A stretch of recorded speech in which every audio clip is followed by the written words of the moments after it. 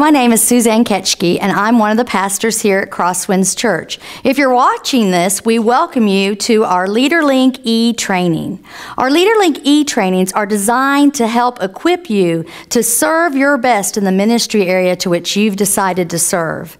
As we go through these, Crosswinds has made a huge commitment to develop our leaders. If you're going to lead, we want you to lead, and we want you to lead well. Today, we're going to be talking about serving on our guest services team. Our guest services team is a very, very important team in our church. In the front, you are on the front line of ministry if you serve in our guest services team. But as a reminder, as a church, we always have to remember our purpose. And our purpose comes from the book of 1 Corinthians, chapter 9, verses 19 through 22. And here is the purpose. Says, though we are free and belong to no one, we've made ourselves slaves to everyone to win as many as possible. We've become all things to all people so that by all possible means we might save some. We do this for the sake of the gospel, that we may share in its blessings. In guest services, it's very important that we become all things to all people, that we welcome people and we welcome them well as they come into Crosswinds. Because God is the ultimate welcomer and He wants us to welcome others. And who better to do that than God's people as people enter our doors on any given Sunday? Well, if we think about it, we often, when it comes to guest services, we don't think about what it's like to be a new person coming into the church. I can tell you that I didn't grow up in the church, and I didn't walk in through the doors of a church till I was almost 28 years old. But when I walked through the door, it was such an intimidating experience for me. It wasn't quite like this, but it could have been a little bit like this.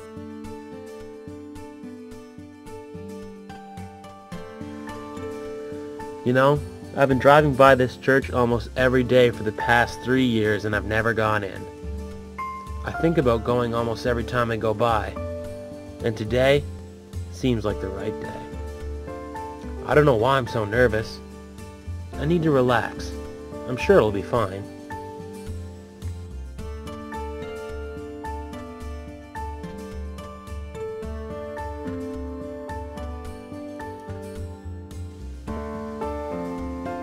The fact that last week didn't go so well was probably my fault. I sat in the back. I didn't leave my seat during the welcome time either. But you would have thought someone would have come back to say good morning. Must have been the shorts. Maybe now that I have my Bible with me, I'll look like I fit in better.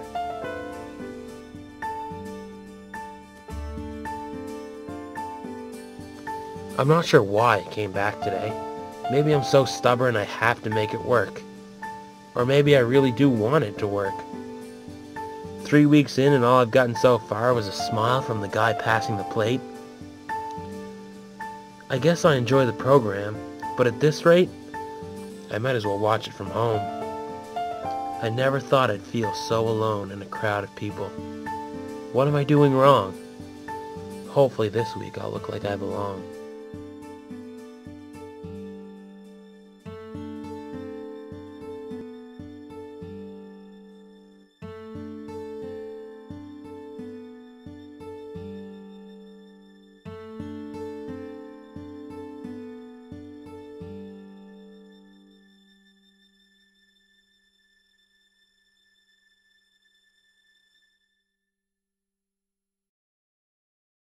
Wow. When I watched that video and I saw that, I realized that at Crosswinds, somebody probably wouldn't be adding to their attire every week. Perhaps we didn't have the same issue that you might have when it comes to dressing up every week. But I wonder, do we ever look at those parking spots? And most people in today's world, we know that most people, coming to church is such a huge leap for most people. Most people, they would not give us 4 visits. They wouldn't give us 3 visits. Most people, they get 1 visit. We get 1 chance to make a difference in their lives as they come through the door. 1 chance to let them come in and let them come to know the Crosswinds way, the way that we do things. And that's why we're having these trainings so that you can be best equipped to greet our guests as they come through the front door.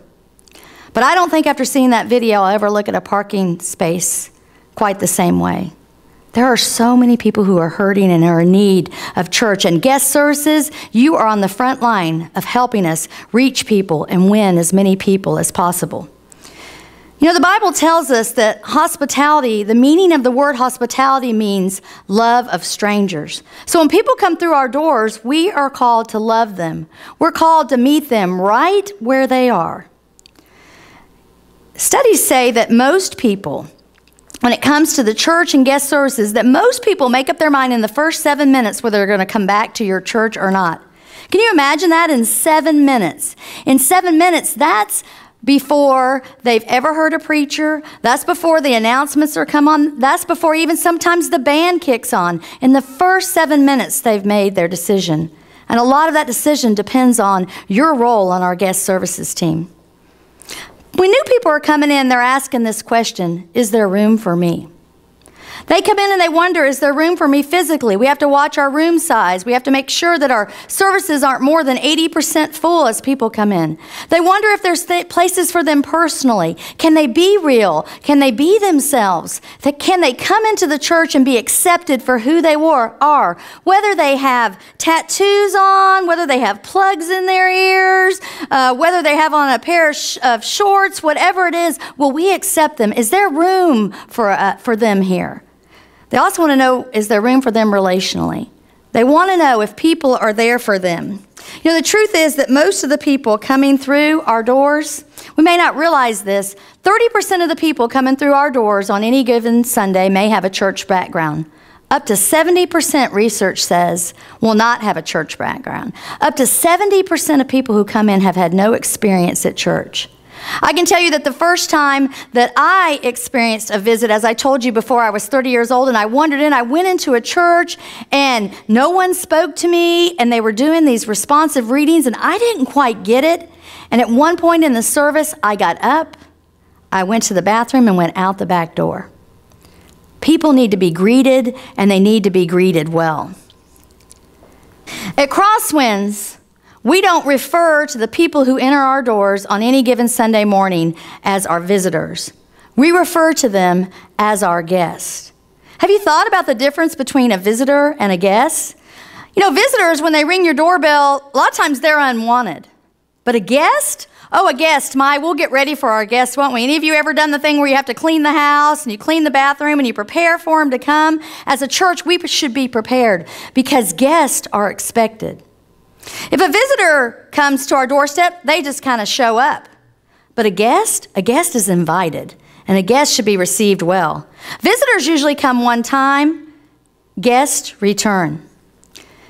When it comes to guest services, we need to remember that there's power. There's power in intentionality. We have to be intentional about how we greet our guests at our church. In doing so, I want you to understand that guest services is way more than being nice. It's way more than that. There's an intentionality about that. First of all, we have strategic welcoming. In all our campuses, across them, we'll have somebody on the door to greet them in the parking lot. We'll have somebody in the foyer to direct them to where their children are going. We'll have somebody who will be at the door to hand them a bulletin or announcement sheet, to smile at them, to welcome them as they come in. We want people to come into our church and experience the wow factor. We want them to come in and go, wow, there's snacks here, there's things here. Look at all these people who are welcoming them. One of our biggest fears as pastors is that someone would say to us that they came into our church and no one said hello to them. You are part of making sure that that doesn't happen as you serve faithfully on guest services. You'll notice that during worship, all the pastors at Crosswinds have a certain way in which they greet our guests. We'll say something like this: if you're our guest here, we won't do a thing in the world to embarrass you. We just want you to know that we are so glad that you are here. When it comes to the offering, we'll say things to them along the lines of, if you're our guest here, please don't feel obligated to give to God's mission that we perform at Crosswinds Church. This service is our gift to you. We would never ask our guests to raise their hands and stand and embarrass and put them on the spot. I heard of a church once who didn't want to do that, so they reversed it, and they made it to where if you're a member of this church, please stand up, guests stay seated. Can you imagine? It's so embarrassing for guests, and they don't want that. They just want to come in. We have guest gifts. We have a little token that we give them, has a little bit about what we're about. At Crosswinds is a church where you can be real. Crosswinds is a church where you will be accepted. Crosswinds is a church where every person is valued and everyone is welcome. And then you may not know this, we also do guest follow-up. After a guest comes to Crosswind, they'll receive an email from us. And in the email, we'll ask them, we'll say to them, how was your experience? What went well? What could we do better on? And we look at that feedback and we continually work to make our guests feel welcome at Crosswinds. Because our guests are a precious gift from God. Every guest who walks through the doors is a gift from God. You know, I want us to think about that there's a lot of power in one person. How much we have, there's the power of one. You know, I used to be an English teacher and I taught reading, but in the school there were social studies teachers and there were math teachers and there were science teachers. And oftentimes they would say, well, you teach reading. And I would say, no, everybody teaches reading. At Crosswinds, every person is really on the guest services team.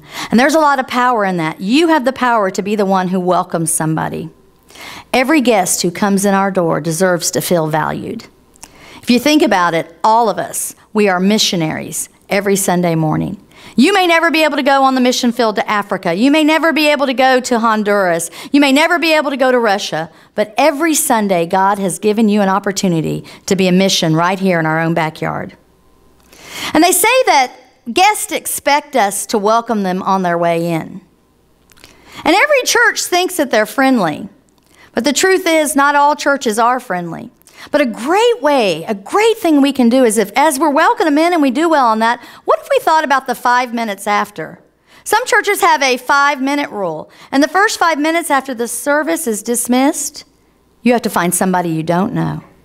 And you have to be welcoming to them. And wouldn't it be crazy that the first time you met somebody, if it's after second service, what if you invited them to lunch? And they might say no, and it might feel a little awkward. But wouldn't you agree that sometimes it's just nice to be asked? Isn't it nice to be invited? And wouldn't they walk away from the church and say, wow, that church was so friendly?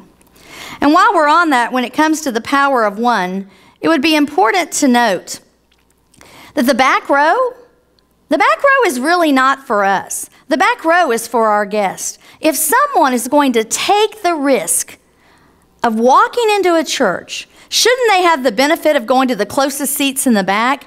Isn't it horrible that we make guests sometimes that have small children wander all the way up, while people who attend Crosswinds on the back? Please save the back row for our guests. That's the power of one. But it's more than the power of intentionality and the power of one. There's also the power of vibe. You ever been in the mall and you go to a store and it's a new store and you walk in and the music's going and the picture and the things, and there's just a vibe, just a feel.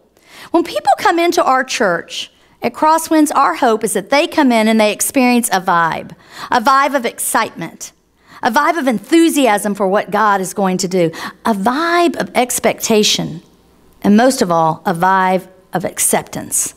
We are here to accept you where you are. First impressions matter. People in our communities go to professional environments to work each and every day. A church should be a place that is orderly, that is clean, that is safe, where people come in and they can feel comfortable and they can be themselves. And you know what? It shows that we care.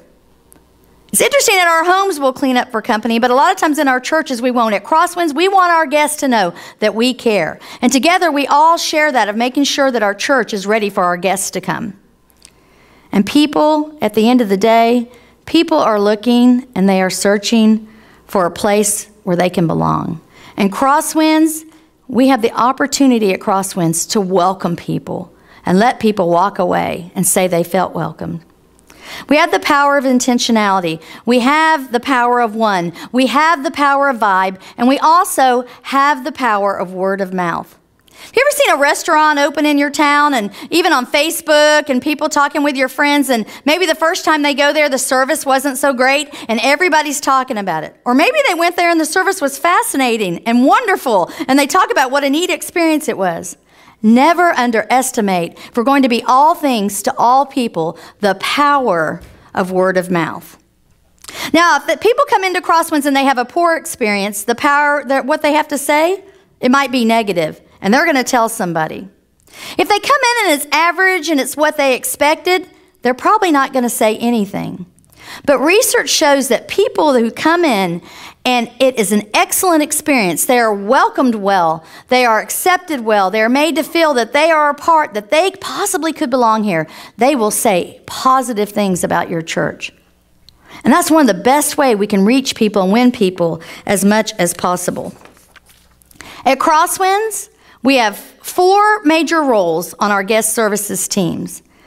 And each of those roles are important. And together, each and every Sunday, we have an opportunity to come in and make a difference in the lives of our guests. If you'll look underneath this video, you will find there will be a section with documents. And there'll be a document entitled Guest Services E-Training. On that E-Training, it'll have each of the 4 roles that we do. Those 4 roles are our coffee and snack people, our door greeters, our foyer greeters, and our ushers.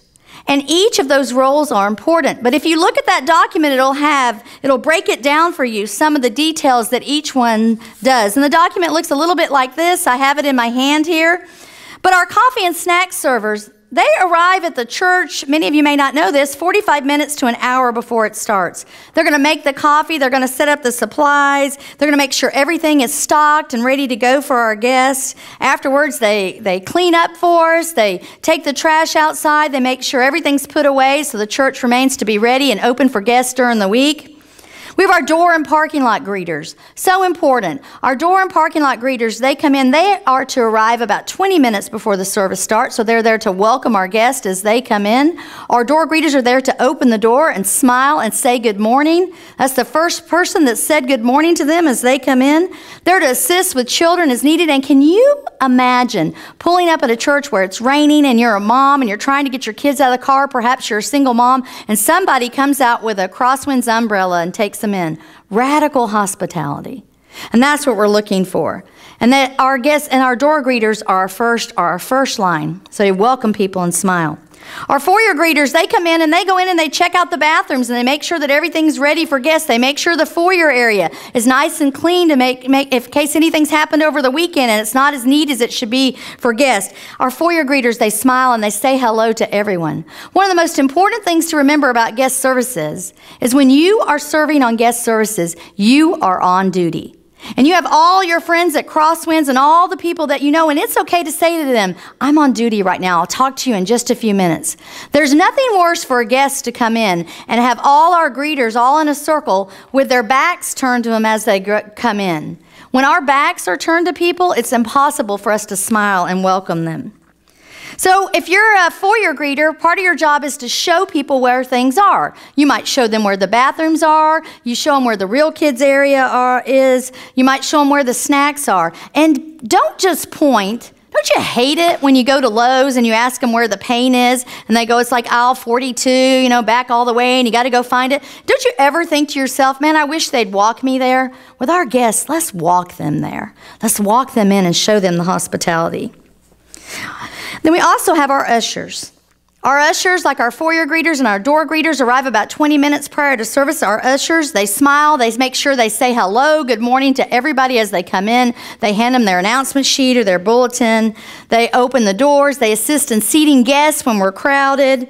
They help with people as they're coming to and fro if they're walking in late. They help us with our head count. They assist with offering and our communion.